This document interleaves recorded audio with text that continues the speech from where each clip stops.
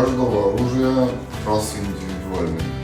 И на гильзе от выбрасывателя тоже остаются следы. Соответственно, мы берем, допустим, пулю, которую изъяли или на месте происшествия, или остались, скажу, и сравниваем ее с образцом, который отстреляли.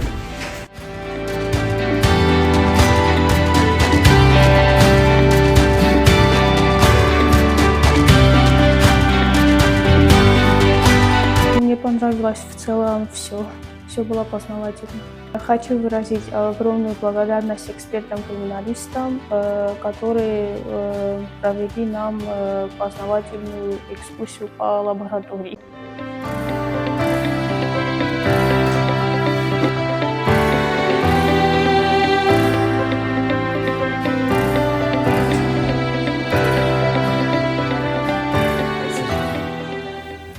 По договоренности с Юго-Остинским государственным университетом Генеральная прокуратура ежегодно принимает студентов третьего курса Юго-Остинского государственного университета факультета истории и юриспруденции на учебно-знакомительную практику. В ходе практики студенты посещают Генеральную прокуратуру, бывают закреплены за конкретными сотрудниками, которые проводят учебные теоретические занятия.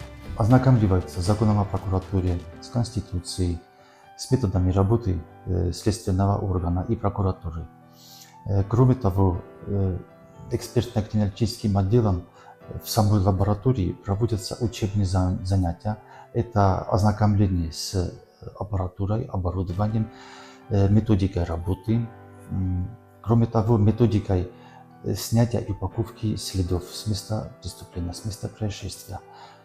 Также они выезжают на место происшествия, некоторые участвуют в качестве понятых, некоторые просто присутствуют и смотрят наглядно на определенном примере, в чем работа сотрудников прокуратуры, а именно следственных органов.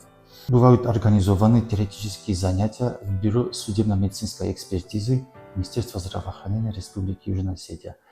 Это в помещениях, где